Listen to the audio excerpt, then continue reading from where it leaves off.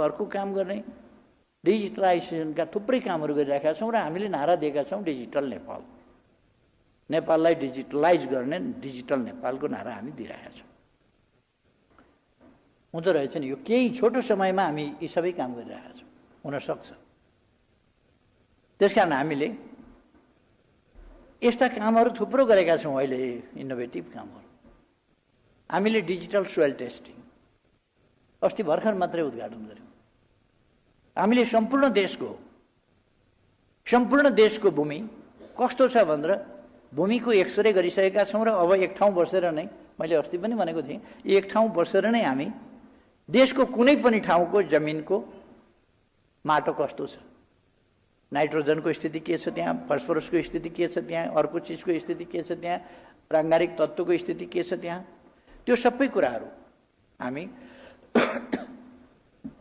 आफ्नै जमिनमा उभिएर देशको कुनै पनि भागबाट जानकारी लिन सक्दछौँ, सोध्न सक्दछौँ, अथवा त्यो एप्स खोल्न जान्यौँ भने त्यहीँ बसेर गुगलमा गएर सर्च गर्न सक्छौँ र त्यसको हेर्न सक्छौँ। त्यो एप्स खोल्नु कुनै ठुलो कुरा होइन। त्यसपछि आफ्नो जमिन के छ, कस्तो छ जमिन, अब त्यसपछि के बाली लगाउने भन्ने कुरा चाहिँ सबै बालीलाई एकै किसिमको माटोले नहुन सक्छ, एकै खालको मलले नहुन सक्छ, एकै खालको उपचारले नहुन सक्छ। एक्सरे गरियो अथवा ब्लड टेस्ट त गरियो, ब्लडमा आइरन कम भएको हो कि अर्थो के कम भएको हो, के बिमारी लागेको हो भन्ने कुरा हेरेपछि त्यसको उपचार गर्न सकिन्छ। हामी माटोको उपचार त्यसै गरी गर्न सक्छौँ। अब सोइल टेस्ट हाम्रा लागि ठुलो समस्या रहेन, बहुतै मामुली कुरा हो, किनभने हामीले एउटा ठुलो सफलता सोइल टेस्टको सम्बन्धमा प्राप्त गरेका छौँ। हामी किसानको रेजिस्ट्रेसनको काम, त्यो काम प्रारम्भ गरेका छौँ। अब कहाँ कति उत्पादन, कुन किसानका साथमा कतिवटा बाख्रा, कतिवटा भैँसी, कतिवटा के छ, कतिवटा बङ्गुरदेखि लिएर कति जमिन छ, के लगाएको छ, कतिवटा बोट सुन्तला लगायो, कतिवटा बोट आँप लगायो, कतिवटा बोट मेवा लगायो, यो सबै कुराको पनि हामी रेकर्ड हेर्न सक्छौँ। र हाम्रो समग्र उत्पादन कति हो भन्ने कुरा, कति जमिन छ र उसको उत्पादनको रेसियो के छ, सजिलोसँग त्यसलाई चाहिँ हामीले यस रजिस्ट्रेसनको काम मार्फत सजिलोसँग प्राप्त गर्न सक्छौँ। यसो भइसकेपछि अब हामी ठुलो मात्राको उत्पादनतर्फ जान जरुरी छ। ठुलो मात्राको उत्पादन जसले इन्टरनेसनल मार्केट पाउन सकोस्, देशभित्र पनि मार्केट पाउन सकोस्। अब मार्केटका लागि समस्या छैन, किनभने एक त देशभित्रको उपभोक्ता सङ्ख्यालाई हामीले उपभोग्य वस्तुहरू पुर्याउनु छ, बाहिरी होइन, आफ्नै उत्पादन पुर्याउनु छ। मेक इन नेपाल यसकै लागि हो। हाम्रो उत्पादन हाम्रा देशवासीकोमा पुर्याउनु छ। हामी आयातलाई धेरै प्रोत्साहन गर्दैनौँ। गाउँघरतिर बेसा भन्छ, बेसा किनेर खानुलाई कुनै व्यापार भनिँदैन। आयात गरेर उपभोग गर्ने भनेको बेसा किनेर खाने हो, बेसा किनेर प्रयोग गर्ने हो, त्यो व्यापार होइन। अलिअलि ट्याक्स आउँछ होला, तर त्यो व्यापार होइन। बेसा लाउनेलाई के व्यापार भन्ने, बेच्नेलाई व्यापार भनिन्छ। उत्पादन गर्ने र बेच्ने त्यो चाहिँ व्यापार हो। उत्पादन गर्ने, उपभोग गर्ने, बेच्ने। हामी विदेश निर्यात गर्छौँ भने त्यो चाहिँ हाम्रो विदेश व्यापार हो। अब यो घाटा भएको, तुलनै गर्न नसकिने घाटा भएको व्यापार भनेको व्यापार होइन, यो चाहिँ बेसा खरिद गरे हामीले। नकली बेसा खरिद गरिराखेका छौँ हामी। हामीसँग खाद्य पदार्थको कमी छैन, खाद्य वस्तुको हामीसँग खाद्यान्न लगायत साग सब्जी, माछा मासु, दुध आदि उत्पादनमा कमी छैन र त्यसको वृद्धि शालीनता 20%। सामान्यतया भन्ने हो भने कृषि उपज सरदर 11.2% कृषि उपज छ अहिले। तर हामी 38-40 अर्बको चामल ल्याउँछौँ सौखका लागि, किन लामो सिता भएको चामल खानुपर्छ, यहाँको छोटो सिता हुन्छ यहाँको हाम्रो लोकल। त्यसैले हामीलाई लामो सिताको सौखले, नत्र भने हामीलाई पहिले जति खाद्यान्न र खाद्य पदार्थ, खाद्य वस्तुहरू उत्पादन भइराखेका छन् त्यसले खान नपुग्ने, भोकमरी पर्ने अवस्था छैन नेपालमा। त्यसकारण मैले अगाडि पनि नारा दिएको हुँ। नेपालमा कोही भोकै पर्दैन, कोही भोकले मर्दैन। केही मान्छेहरू त्यहाँसम्म नपुग्ने स्थितिमा छ भनेदेखि त्यसका लागि सरकार छ जसले हेर्छ। तपाईहरुको अभियान सफल पार्नका लागि तपाईहरु लगानी गर्नुस्। लगानीका सुन्दर अवसरहरू छन्। ठाउँ पाएनौ, क्षेत्र पाएनौ भन्ने छैन। हामीले 8वटा त अहिले नयाँ भर्खर अस्ति एक खालको भन्ने हो भने औद्योगिक सप्ताह जस्तो गरेर 10 गते सुरु गरेर 16 गते हामीले टुङ्ग्यायौं। एउटा अपवादको रूपमा केही व्यवधानको कारणले रोकिएको थियो, त्यसलाई पनि अस्ति हामीले टुङ्ग्यायौं। मोतीपुरमा अन्तिममा गर्यौं। 7वटा त्यसभन्दा अगाडि 10 गतेदेखि 16 गतेसम्ममा 10 गते कञ्चनपुरको दैजीबाट सुरु गरिएको, 16 गते झापाको दमक लखनपुरबाट त्यसलाई टुङ्ग्याइएको। 900 बिघादेखि 2100 बिघासम्मका औद्योगिक क्षेत्रहरू हामीले तोकेका छौं। यो सिमरा आदिका औद्योगिक पुराना औद्योगिक क्षेत्रहरू बाहेक अहिले 8वटा ठूला औद्योगिक क्षेत्रहरू अहिले तोकेका छौं। अथवा कहाँ इन्डस्ट्री राख्ने होला भन्ने समस्या छैन। बाटो, यातायात आदि इत्यादिको सबै प्रकारका सुविधाहरू पुगेको इन्डस्ट्रियल जोन हामीले तय गरेका छौं। र स्पेशल इकोनोमिक जोन ती पनि सुरु गरिसकेका छौं। अब तपाईहरु आफू इन्भेस्ट गर्नुस्, जोइन्ट भेन्चर गर्नुस्। नेपालमा उत्पादन गरेपछि द्याट्स मेक इन नेपाल। बाहिरबाट जोइन्ट भेन्चर गर्नुस् या बाह्य लगानी आकर्षित गर्न सहयोग पुर्याउनुस्। हामी यस्ता ठाउँहरूलाई अब सघन ढङ्गले प्रयोग गर्न सक्छौं र छिटै नै इन्डस्ट्रियलाइजेसनको क्षेत्रमा त्यसले दुईटै चीज गर्छ। एउटा प्रोडक्सन, अर्को जब। जब अपर्च्युनिटी र प्रोडक्सन दुईटै त्यसले क्रिएट गर्छ। त्यसर्थ मेक इन नेपालको क्याम्पेन सफल पार्नका लागि पूर्वाधारहरू तयार छन्। बाटो तयार छ, डिजिटलाइजेसन, आईटी सेक्टर, एरियाहरू उपलब्ध छन्। र कस्तो खालको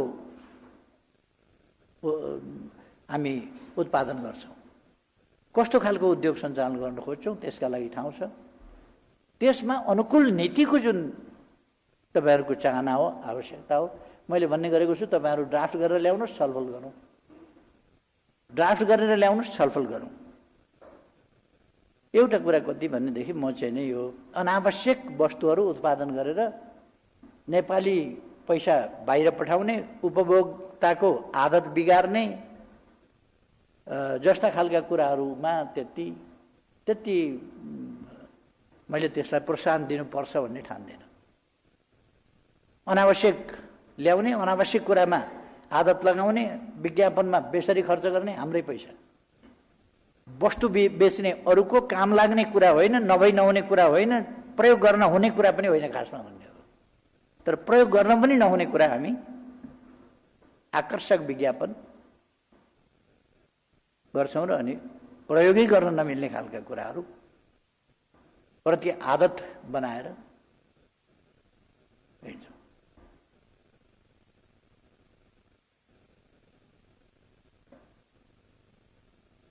एनर्जी ड्रिंक्स नखाए हुँदो, च्युइङ गम नचपाए हुँदो, यस्ता थुप्रै कुरा हुन्। विदेशी थुप्रै वस्तु नलगाए हुँदो, प्रयोग नगरे हुँदो। म रामदेवले जस्तै त नभनौं, तर कतिपय नपिए हुँदो। रामदेवले जस्तै टोयलेट सफा गर्ने भनेर मैले किन भन्नु पर्या छ र? त्यो त म भन्दिनँ। तर सिम्पली भन्ने हो भने हामीले चाहिने उपभोग्य वस्तुहरूतर्फ ध्यान दिउँ जो हामीलाई उपभोग गर्न आवश्यक छ। हामी मैले चस्मा लगाएको छु, चाहिएर लगाएको। न यो ग्लास नेपालमा बन्छ, न यो फ्रेम नेपालमा बन्छ। नेपालमा नबनेपछि के गर्ने, बाहिरबाट ल्याउनु पर्यो। अब यहाँ बन्यो भनेदेखि त ठिक छ, यहीँ कुलाउँला। यहाँ बनेन भने बाहिरको ल्याउनु पर्यो। मेरो किडनी फेल भयो, यहाँ ट्रान्सप्लान्ट गर्दैन थियो, दिल्ली गएर गर्नु पर्यो। यहीँ ट्रान्सप्लान्ट सुरु गराइयो, यहाँ ट्रान्सप्लान्ट सुरु भएपछि यहीँ गरियो फेरि। अब हुँदा त यहाँ गर्ने नि, अब छँदै थिएन त के गर्ने। त्यस्तो बेलामा बाहिर गएर ट्रान्सप्लान्ट गर्नु पर्यो। यहीँ उपभोग्य वस्तु छैन भने अब कमिजमा टाँक त लाउनु पर्यो, टाँक यहाँ छैन त के गर्ने, अन्तबाट किन्नु पर्यो। यहाँ धागो पाइँदैन त बाहिरको धागो चलाउनु पर्यो। टोपी लगाएको छु भात गाउँले, धागो बाहिरको। त्यसकारण अब मेक इन नेपाल भए पनि आधा मेक इन नेपाल हुन्छ। त्यसकारण यसलाई पूर्ण मेक इन नेपाल भनौँ। टाँक खुस्कियो, त्यसलाई अल्झाउनु पर्ने सियो पाइँदैन आफ्नो। देशभक्तिले त टाँक त जोडिँदैन नि त, अनि अन्तको सियो भए पनि ल्याउनै पर्यो। त्यसकारण हाम्रो देशभक्तिले सियो उत्पादन गर्नु पर्यो, हाम्रो देशभक्तिले धागो उत्पादन गर्नु पर्यो, हाम्रो देशभक्तिले टाँक उत्पादन गर्नु पर्यो, हाम्रो देशभक्तिले धागो पस्मिना र उन पस्मिना उत्पादन गर्नु पर्यो, सिल्क उत्पादन गर्नु पर्यो। हाम्रो देशभक्तिले जुत्ता उत्पादन गर्नु पर्यो, हाम्रो देशभक्तिले अब घडी त चाहिन छोड्यो मान्छेलाई, किनभने मोबाइलमै सबै हुन्छ। घडी हेर्नभन्दा मोबाइल हेर्न सजिलो, हातमै हुन्छ। तर पनि फेसनका लागि घडी लाउने चलन हामीसँग अझै छँदैछ। पछि कालान्तरमा मान्छेहरू हाम्रा तस्विरहरू हेर्दाखेरि, हाम्रा हातमा घडी हेर्दाखेरि, उहिलेका तस्विर हेर्दाखेरि हामी अलिअलि छक्क पर्छौँ नि कहिले कहिले। कोही कोही फेसन देखेर त्यस्तै हुन्छ पछि यो घडी पनि। थुप्रै कुराहरू फेसन होला, तर आजसम्म लाइन्छ भनेदेखि नेपाली राम्रा खालका घडीहरू नै उत्पादन गरौँ। त्योभन्दा बढी, त्योभन्दा अगाडि चाहिँ हामीले उपभोग्य वस्तुहरू, चाहिने वस्तुहरू केही चाहिँ विदेशी आयातलाई प्रतिस्थापन गर्नका लागि पनि यहाँ गर्नुपर्ने होला। त्यस्ता पनि हामीले स्थापना गर्नु पर्ला।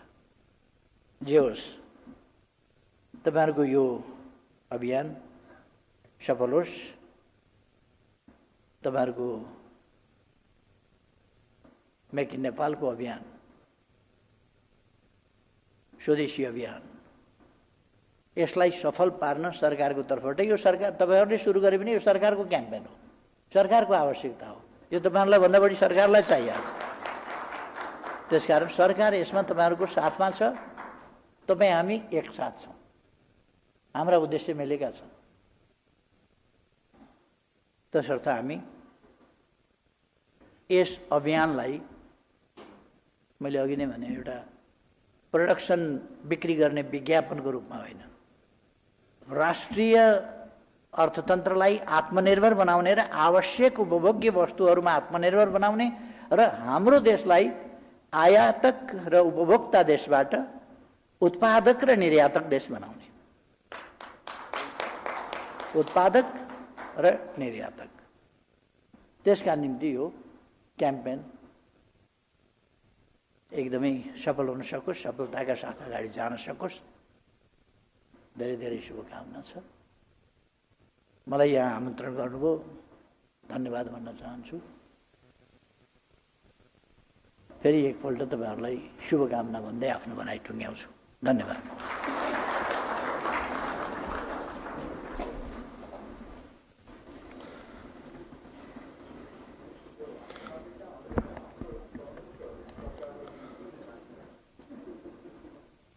सम्माननीय प्रधानमन्त्रीप्रति हार्दिक आभार प्रकट गर्दछु। र अब हामी कार्यक्रमको अन्त्यतिर आइसकेका छौँ। अबको कार्यक्रममा हामीले सम्माननीय प्रधानमन्त्रीज्यूलाई मायाको चिनो प्रदान गर्ने कार्यक्रम रहेकोले नेपाल उद्योग परिसङ्घका अध्यक्ष श्री सतीश कुमार मोरज्यूलाई सम्माननीय प्रधानमन्त्रीज्यूलाई मायाको चिनो प्रदान गरिदिनु हुन अनुरोध गर्दछु।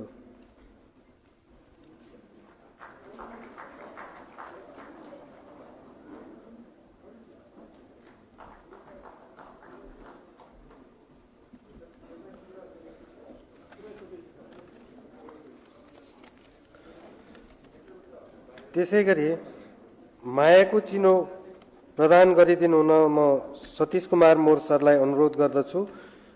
माननीय उद्योग वाणिज्य तथा आपूर्ति मन्त्री लेखराज भट्टज्यूलाई।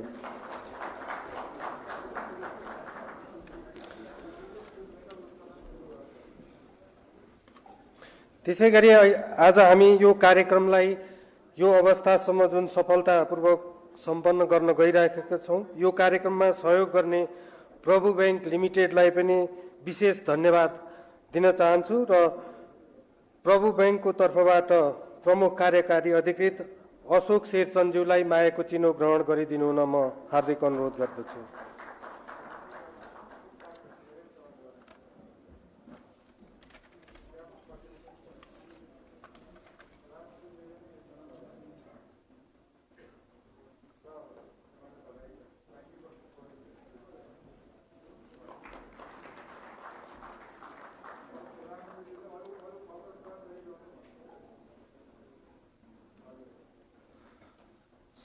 हस्, धन्यवाद।